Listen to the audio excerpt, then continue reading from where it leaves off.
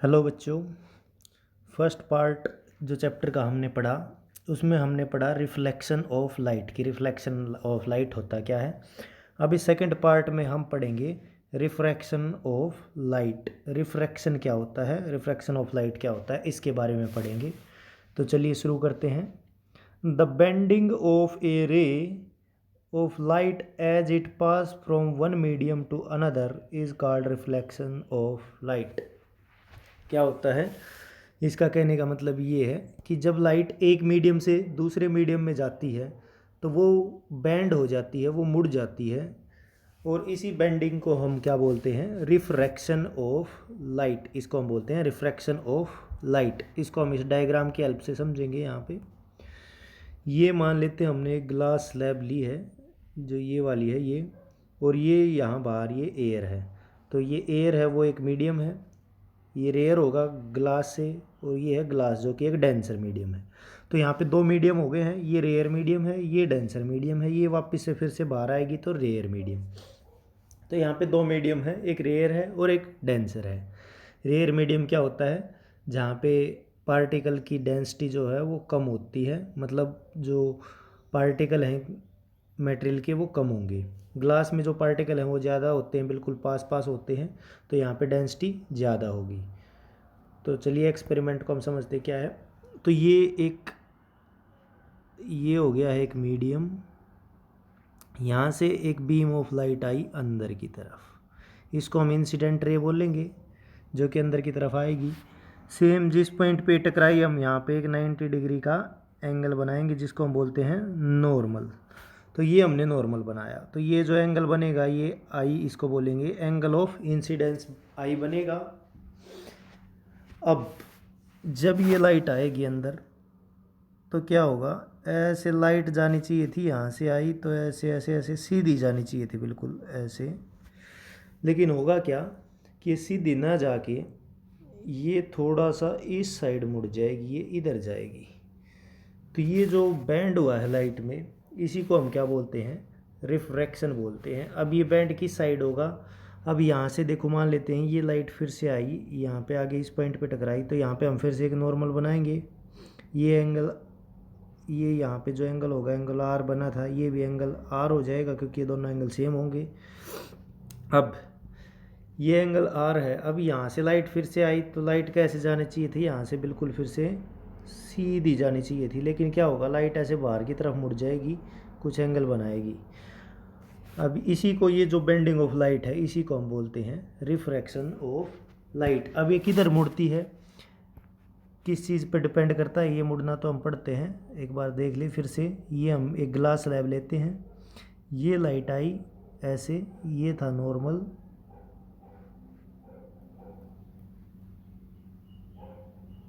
ये हमने normal draw किया, ये एंगल आई है, तो लाइट ऐसे जानी चाहिए थी सीधी। लेकिन होगा क्या कि लाइट थोड़ा सा अंदर की तरफ मुड़ जाएगी और लाइट ऐसे आएगी ऐसे। तो ये किधर मुड़ेगी, देखो, हवा में जो है ना, लाइट की स्पीड सबसे तेज़ होती है वैक्यूम में, और एयर में लगभग सेम होती है। तो जब ग्लास में आती है तो लाइट की स्पीड धीरे हो जाती है, ठीक है। यहाँ पे इस मीडियम में जब लाइट आएगी तो लाइट की स्पीड क्या हो जाएगी, कम हो जाएगी। अब लाइट की स्पीड कम होगी तो जो एंगल है ना, एंगल आई और एंगल आर दोनों इक्वल होने चाहिए थे। ये स्पीड कम होगी तो एंगल भी कम हो जाएगा, और ये एंगल आर छोटा हो जाएगा। तो ये था नॉर्मल बीच में। तो जब लाइट रेयर मीडियम से डेंसर में आती है तो वो नॉर्मल की तरफ मुड़ जाती है।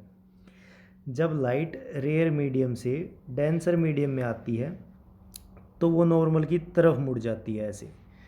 और जब वापस रेयर से, सॉरी, डेंसर से वापस रेयर में जाती है तो वो नॉर्मल से दूर चली जाती है, नॉर्मल से दूर की तरफ मुड़ जाती है। तो ये तरीका है याद रखने का, कि हम सीधा सीधा याद रख सकते हैं, जब लाइट की स्पीड कम होती है तो एंगल भी कम हो जाता है, जब स्पीड वापस से बढ़ती है तो एंगल भी बढ़ जाता है। अब यहाँ पे angle I angle of incidence था, आर एंगल ऑफ रिफ्लेक्शन था, और ई था एमरजेंट एंगल। ये जो लास्ट में ई एंगल आता है ना, बाहर निकलती है जो लाइट, इसको हम एंगल ई बोलते हैं। आगे देखते हैं। The direction in which ray of light bend when it travel from one medium to another depend upon the optical density of the two medium. दो मीडियम की ऑप्टिकल डेंसिटी पर डिपेंड करता है कि एक ज़्यादा रेयर होना चाहिए, एक डेंसर होना चाहिए। ये हमने बताया कि किधर मुड़ेगी, वह ray of light travel from an optical rare medium to optically denser medium it bend toward the normal. जब डेंसर में आएगी रेयर से तो ये नॉर्मल की तरफ मुड़ जाती है, और जब ये दूसरा है, जब डेंसर से रेयर में जाएगी तो नॉर्मल से दूर चली जाती है, नॉर्मल से अवे मतलब दूर मुड़ जाती है। और तीसरा है, अगर लाइट नॉर्मल आती है मतलब परपेंडिकुलर, ये मान लेते हैं कि ग्लास स्लैब थी, अगर लाइट बिल्कुल ऐसे सीधी आती है तो वो बैंड नहीं होगी, जब सीधी लाइट आएगी तो वो सीधा ही पास होगी। तो यहाँ पे जब लाइट 90 डिग्री के एंगल पे आएगी तो वो बैंड नहीं होगी, जो एंगल ऑफ इंसिडेंस है वही एंगल ऑफ रिफ्रैक्शन होगा, लाइट सीधी चली जाएगी। अब कोज ऑफ रिफ्लेक्शन, लाइट मुड़ती क्यों है जब एक मीडियम से दूसरे मीडियम में जाती है? The deviation in the path of light is due to the change in the speed और velocity of the light in different medium. जब लाइट एक मीडियम से दूसरे मीडियम में आती है तो उसकी स्पीड कम हो जाती है, स्पीड कम होने के कारण क्या है, वो मुड़ जाती है, उसकी स्पीड कम होने के कारण मुड़ती है light. Greater the difference in the speed of the light in two medium greater will be the amount of refraction. जितना ज़्यादा स्पीड कम होगी वो उतनी ज़्यादा मुड़ जाएगी, तो जितना ज़्यादा डेंसर मीडियम में जाएगी उतना ही ज़्यादा रिफ्रैक्शन शो करेगी। अब होता है लेटरल डिस्प्लेसमेंट। लेटरल डिस्प्लेसमेंट क्या होता है, इस डायग्राम की हेल्प से हम समझते हैं। सिंपल है, ये हमने एक ग्लास स्लैब ली, ये वाली, ये इंसिडेंट रे थी, और ये जाना तो ऐसे सीधा चाहिए थी यहाँ पे ऐसे, लेकिन क्या होगा, ये इधर मुड़ जाएगी। अब यहाँ से फिर बाहर निकलेगी तो फिर ऐसे मुड़ जाएगी। तो ये तो थी इंसिडेंट रे जो आ रही थी यहाँ से, और ये है जो एक्चुअल में रे जहाँ से निकली है। यहाँ से रे को निकलना चाहिए था लेकिन निकली यहाँ से, तो जो ये बीच में गैप बनता है इनका, इनको डी से लिख देते हैं हम, डिस्प्लेसमेंट। तो ये जो गैप होता है इसी को हम लेटरल डिस्प्लेसमेंट बोलते हैं। एक्चुअल पोजीशन जो लाइट की होनी चाहिए थी और जहाँ से लाइट आई है वो जो डिफरेंस है उसको हम क्या बोलते हैं, लेटरल डिस्प्लेसमेंट बोलते हैं। अब लेटरल डिस्प्लेसमेंट को हम कैसे निकाल सकते हैं, निकालने का फॉर्मूला क्या है, तो यहाँ पे लेटरल डिस्प्लेसमेंट को हम डी से डिनोट करेंगे। तो डी क्या होता है, t cos r multiply by sine i minus r. यहाँ पे देखो क्या क्या है, जो टी है वो तो है थिकनेस ऑफ ग्लास स्लैब की, जो ये हमने ग्लास स्लैब ली है ये कितनी मोटी है, इसकी थिकनेस क्या है। सेकंड कोस आर, आर ये एंगल ऑफ रिफ्रैक्शन होता है, इसका मान लेते हैं ये 30 डिग्री है तो ये हो जाएगा कोस 30 डिग्री। ब्रैकेट मल्टीप्लाई किसे करेंगे, साइन आई माइनस आर, जो ये आई एंगल था इसको आर में से माइनस करेंगे और साइन एंगल के साथ लिखेंगे, साइन आई माइनस आर। ये फॉर्मूला होता है लेटरल डिस्प्लेसमेंट को निकालने के लिए कि कितनी डिस्प्लेस होगी लाइट, इसको निकालेंगे कैसे। अब नेक्स्ट है lateral displacement is inversely proportional to the wavelength of incident light. इसका मतलब क्या है कि लाइट की वेवलेंथ जितना ज़्यादा होगी, बड़ी जो लाइट होगी वेवलेंथ की, उसमें लेटरल डिस्प्लेसमेंट कम होगा, और जो छोटी वेवलेंथ की लाइट होगी उसमें लेटरल डिस्प्लेसमेंट क्या होगा, ज़्यादा होगा। तो ये इनवर्सली प्रोपोर्शनल होता है। अब पढ़ते हैं टोटल इंटरनल रिफ्लेक्शन क्या होता है। जब लाइट, अभी हमने पढ़ा, एक मीडियम से दूसरे मीडियम में जाती है तो मुड़ जाती है, तो यहाँ पे हम एक कोई मीडियम लेते हैं, तो लाइट ऐसे इस मीडियम से मान लेते हैं, ये डेंसर मीडियम है, यहाँ से लाइट जा रही है, तो डेंसर से जब बाहर की तरफ जाएगी तो ये इसका नॉर्मल था, तो ये नॉर्मल से दूर मुड़ जाती है ऐसे। ये डेंसर मीडियम है, रेयर मीडियम, ग्लास से वापस हवा में गई तो ऐसे नॉर्मल से दूर मुड़ जाती है।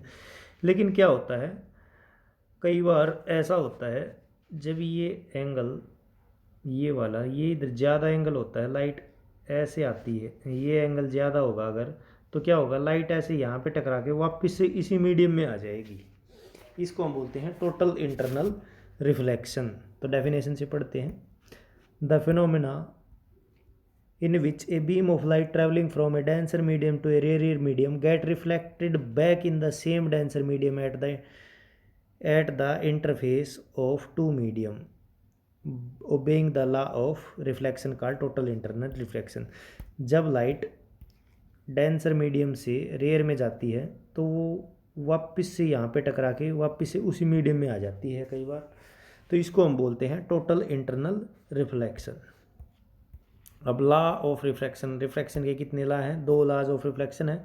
फर्स्ट जो पहला हमने पढ़ा था सेम है जैसा रिफ्लेक्शन का पढ़ा था, the incident ray, the refracted ray and the normal o at the point of incidence all lies in the same plane. Incident ray, normal और रिफ्रैक्टेड रे ये तीनों क्या होंगे? सेम प्लेन में होंगे। सेकेंड लॉ है the second law gives the relation between the angle of incident and the angle of refraction. The relationship was discovered by Snell's experimentally in 1621। तो एक साइंटिस्ट थे स्नेल जिसने ये रिलेशन इनके बीच में बताया था, एंगल आई और एंगल आर के बीच में। एंगल आई होता है एंगल ऑफ इंसिडेंस और एंगल आर होता है एंगल ऑफ रिफ्रैक्शन। तो इसलिए ये स्नेल एक साइंटिस्ट थे जिन्होंने बताई थी, तो इसलिए इसको हम स्नेल्स लॉ भी बोल देते हैं।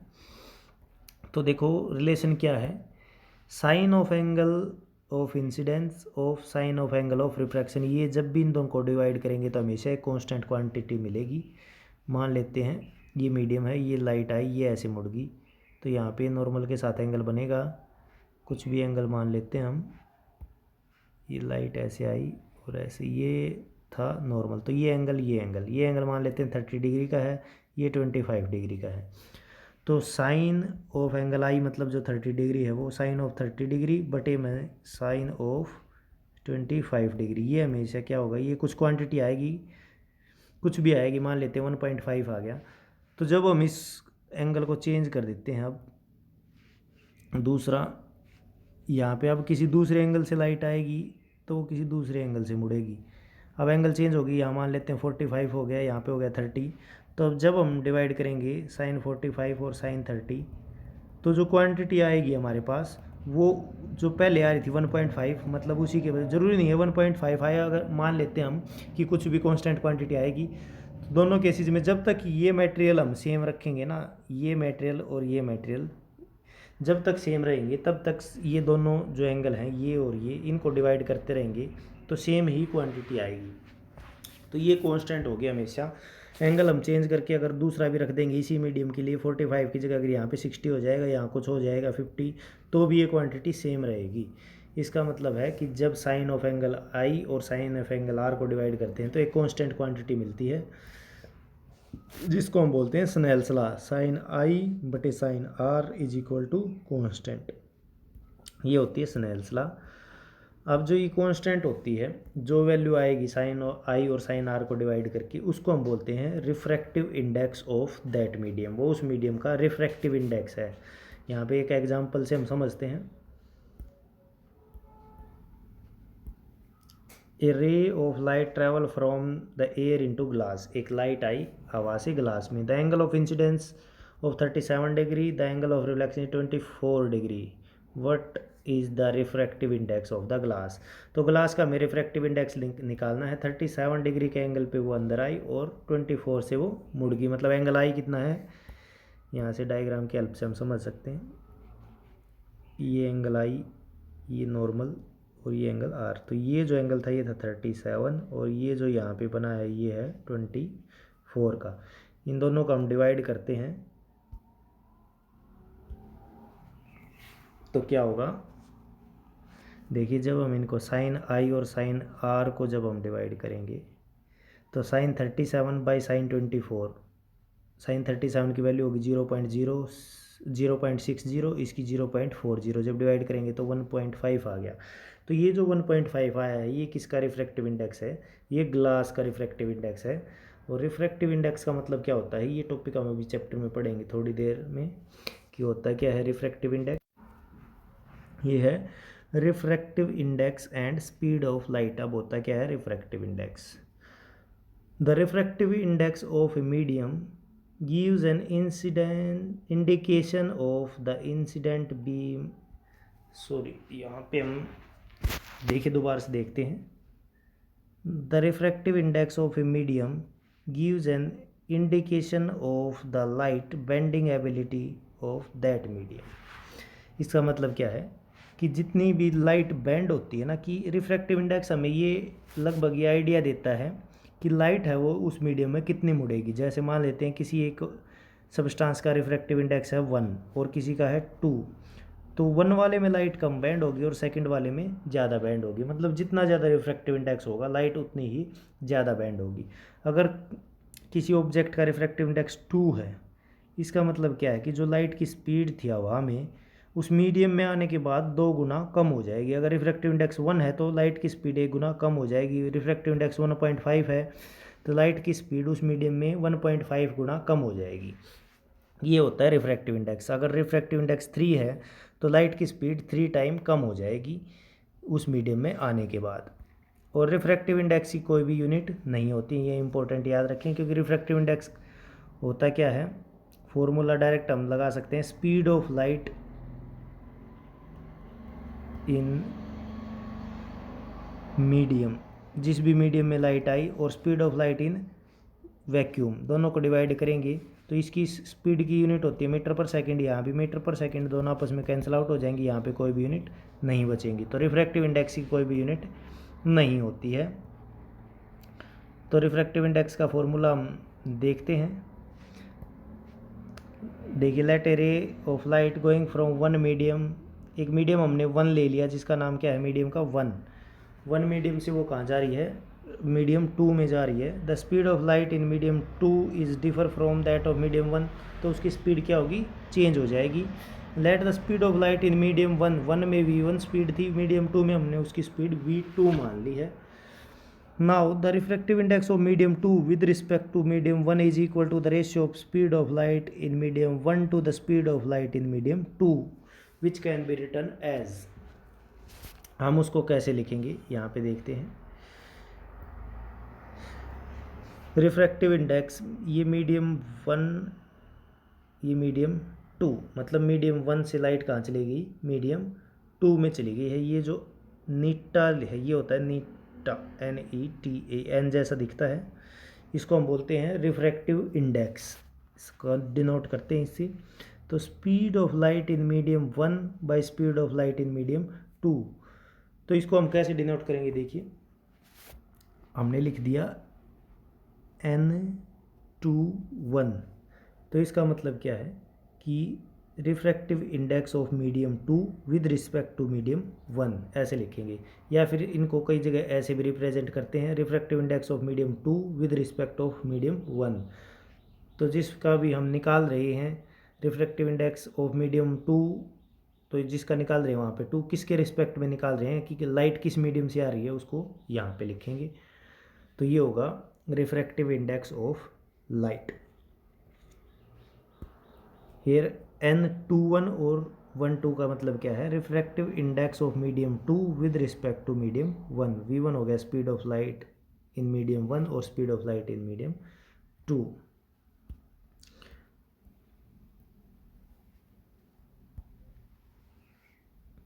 अब ये तो हो गया मीडियम 1 के रिस्पेक्ट में मीडियम 2 का refractive index. When light is going from one medium to another medium, then value of refractive index is called relative reflective index. मान लेते हैं हवा से मतलब एक यहाँ पे 2 मीडियम है, ये ऑयल है, यहाँ ये ऑयल के बाहर से इसमें एक ग्लास रख दिया हमने, तो यहाँ पे ऑयल से ग्लास में जाएगी, तो ये हो जाएगा refractive index of glass with respect to oil. तो ये रिफ्रैक्टिव इंडेक्स हो जाएगा एक मीडियम का दूसरे के रिस्पेक्ट में। दूसरा होता है absolute refractive index. Absolute refractive index क्या होता है, जब लाइट वैक्यूम से किसी मीडियम में जाती है, वैक्यूम के रिस्पेक्ट में ये था ग्लास और यहाँ बाहर से थी बिल्कुल वैक्यूम या हवा, तो यहाँ से जब लाइट यहाँ आएगी तो ये इसको हम बोलेंगे एब्सोल्यूट रिफ्रैक्टिव इंडेक्स। जब 2 मीडियम अलग अलग मान लेते हैं, यहाँ ग्लास था, ये बाहर से इसके ऑयल था, तेल, तो ये था ग्लास का रिफ्रैक्टिव इंडेक्स ऑयल के रिस्पेक्ट में। यहाँ पे ये ग्लास स्लैब है, इसके बाहर से है बिल्कुल हवा, वैक्यूम या हवा या वैक्यूम, क्योंकि दोनों में लगभग सेम स्पीड होती है, हम कोई भी मान सकते हैं। तो ये इसको बोलेंगे हम एब्सोल्यूट रिफ्रैक्टिव इंडेक्स। जब वैक्यूम की कंपैरिजन में रिफ्रैक्टिव इंडेक्स निकालते हैं तो उसको बोलते हैं एब्सोल्यूट रिफ्रैक्टिव इंडेक्स। जब किसी मीडियम के निकालते हैं तो उस मीडियम का नाम लिखते हैं कि refractive index of glass with respect to oil, ऐसे लिखते हैं। अब एब्सोल्यूट रिफ्रैक्टिव इंडेक्स कैसे निकालते हैं? Speed of light in vacuum by speed of light in medium, कि किसी वैक्यूम में कितनी स्पीड है और मीडियम में कितनी हो गई है। तो निकालने के लिए फॉर्मूला होता है सी होता है speed of light in vacuum by v मतलब उस मीडियम में लाइट की स्पीड कितनी है। तो ऐसे हम किसी भी मीडियम का रिफ्रैक्टिव इंडेक्स निकाल सकते हैं। स्पीड ऑफ लाइट वैक्यूम में कितनी होती है? 3 × 10⁻⁸ मीटर पर सेकेंड, लगभग 3 लाख किलोमीटर पर सेकेंड होती है लाइट की स्पीड। और हवा में भी लगभग ही सेम होती है, कोई ज़्यादा डिफरेंस नहीं आता है। स्पीड ऑफ लाइट वेव किसके बराबर होती है? Wavelength into frequency. अगर लाइट की स्पीड हमें निकालनी है, तो अगर हमें लाइट की वेवलेंथ पता है और फ्रीक्वेंसी पता है किसी भी वेव की, तो हम उसकी स्पीड निकाल सकते हैं। क्या फॉर्मूला होगा? Wavelength into speed. Wavelength of light in air और wavelength of light in air और wavelength of light in glass, मतलब जब ग्लास में जो वेवलेंथ है लाइट की वो कम हो जाएगी एयर के रिश्ते। जब हवा से लाइट कहाँ पे जाएगी? ग्लास में, तो उसकी वेवलेंथ कम हो जाएगी क्योंकि उसकी स्पीड कम हो जाएगी, तो स्पीड के साथ उसकी वेवलेंथ भी कम हो जाएगी। लेकिन जो फ्रीक्वेंसी है वो चेंज नहीं होती। जब एक मीडियम से दूसरे में लाइट जाती है तो फ्रीक्वेंसी क्या रहेगी? सेम रहेगी। उसकी सिर्फ वेवलेंथ चेंज होगी। अगर स्पीड बढ़ेगी तो वेवलेंथ बढ़ जाएगी, अगर स्पीड कम होगी तो वेवलेंथ कम हो जाएगी। नेक्स्ट पढ़ते हैं। When light move from one medium to another its wavelength change but frequency remain the same. जो बात मैंने अभी बताई कि जब एक मीडियम से दूसरे में जाती है लाइट तो उसकी वेवलेंथ चेंज होती है लेकिन फ्रीक्वेंसी चेंज नहीं होती है। Diamond has the highest refractive index 2.42। Diamond का जो रिफ्रैक्टिव इंडेक्स है वो सबसे ज़्यादा होता है 2.42। इसका मतलब क्या है कि जब लाइट हवा से डायमंड में आएगी तो उसकी स्पीड 2.42 इतने गुना कम हो जाएगी, लगभग 2.5 गुना उसकी स्पीड कम हो जाएगी। तो सबसे ज़्यादा रिफ्रैक्टिव इंडेक्स किसका होता है? डायमंड का। इसका मतलब डायमंड में आने के बाद जो लाइट की स्पीड है वो सबसे कम हो जाती है। Air has the lowest refractive index 1.00029, लगभग 1 के बराबर ये रिफ्रैक्टिव इंडेक्स। मतलब लाइट की स्पीड जो है वो लगभग सेम रहेगी। 1 गुना किसी के साथ 1 को मल्टीप्लाई करते हैं तो सेम ही वैल्यू आती है, तो 1 गुना कम हो जाएगी, मतलब लगभग सेम रहेगी, कोई भी चेंज नहीं आएगा। Refractive index of water is 1.33। पानी का रिफ्रैक्टिव इंडेक्स 1.33 है, मतलब 1.33 टाइम लाइट की स्पीड कम हो जाएगी। अब है refractive index depend on the nature of the medium and the wavelength of light use. किस पे डिपेंड करता है refractive index? Nature of the medium की, जो हमने मटेरियल लिया है वो कैसा लिया है, और जो लाइट हम भेज रहे हैं उसकी वेवलेंथ कैसी है, इन दो चीज़ों पे डिपेंड करता है। If any two medium have exactly same refractive index no bending occur when light passes from one medium. एक मीडियम से दूसरे मीडियम में जब लाइट जाती है तो अगर दोनों मीडियम का रिफ्रैक्टिव इंडेक्स सेम है तो लाइट में कोई भी बैंड नहीं आएगा, क्योंकि स्पीड जो है ना लाइट की वो चेंज नहीं होगी, दोनों सेम मीडियम है, दोनों का सेम रिफ्रैक्टिव इंडेक्स है। The refractive index of light going from one medium to medium 2 is equal to the reciprocal of the refractive index light going from medium 2 to medium 1। जब light एक medium से दूसरे medium में जा रही है तो उसका कुछ रिफ्रैक्टिव इंडेक्स होगा, तो जब लाइट उस दूसरे मीडियम से वापस पहले में आएगी तो रिफ्रैक्टिव इंडेक्स जो फर्स्ट वाले का उल्टा हो जाएगा। जैसे कि मान लेते हैं, if the refractive index of water for light going from air to water, जब लाइट हवा से पानी में जाएगी तो रिफ्रैक्टिव इंडेक्स होगा 1.33, और जब वापस से लाइट पानी से वापस से हवा में आएगी तो रिफ्रैक्टिव इंडेक्स हो जाएगा 1/1.33, मतलब उसका उल्टा, तो कितना हो जाएगा 0.75। Higher the refractive index of the medium slower the speed of the light in that medium. जितना ज़्यादा रिफ्रैक्टिव इंडेक्स होगा लाइट की स्पीड उतनी ही मीडियम में कम हो जाएगी। अब जब रिफ्रैक्टिव इंडेक्स लाइट की स्पीड कम होती है, लाइट मुड़ जाती है, उसके कारण क्या होता है? जैसे कोई चीज़ पानी में रखी हुई है, पानी में हम कोई कॉइन डाल देते हैं तो वो क्या होगा, हमें पानी में थोड़ा सा ऊपर दिखाई देता है। एक्चुअल जो उसकी गहराई होती है उससे थोड़ा सा ऊपर दिखाई देता है, उसी को हम बोलते हैं अपरेंट डेप्थ। रियल डेप्थ होती है जो वास्तव में उसकी डेप्थ है, और अपीरेंट डेप्थ होती है जितना हमें वो दिख रहा है। When an object is kept in one medium at some depth is observe from another medium it appear to be different position. जब हम किसी ऑब्जेक्ट को एक मीडियम में रख देते हैं, जो रखा है वो होगी उसकी रियल डेप्थ, तो वो हमें जिस पोजीशन पे रखा है उसे अलग पोजीशन पे दिखाई देता है, थोड़ा सा ऊपर या नीचे दिखाई देता है, जिसको बोलते हैं हम अपेरेंट डेप्थ। हाँ, ये ध्यान रखना है कि हम दूसरे मीडियम से उसको स्टडी करेंगे। अगर पानी में रखा है तो हम बाहर से उसको देखेंगे, ये पानी के अंदर ही नहीं देखेंगे, हम उसको बाहर से देखेंगे। This happen due to the refraction of at plane surface. ये किसके कारण होता है? रिफ्रैक्शन के कारण होता है। अब अपीरेंट डेप्थ को निकालने के लिए फॉर्मूला है रियल डेप्थ बटे रिफ्रैक्टिव इंडेक्स। उसकी रियल डेप्थ क्या है, कितनी डेप्थ पे हमने रखा है, और उस जो मीडियम जिसमें रखा है उसका रिफ्रैक्टिव इंडेक्स क्या है, इन दोनों को जगह हम डिवाइड कर देंगे तो क्या आ जाएगी हमारे पास, अपीरेंट डेप्थ आ जाएगी। तो ये इतना अब तक ये हमने रिफ्रैक्शन के बारे में पढ़ा। अगली वीडियो में हम refraction of light by spherical lenses के बारे में हम पढ़ेंगे।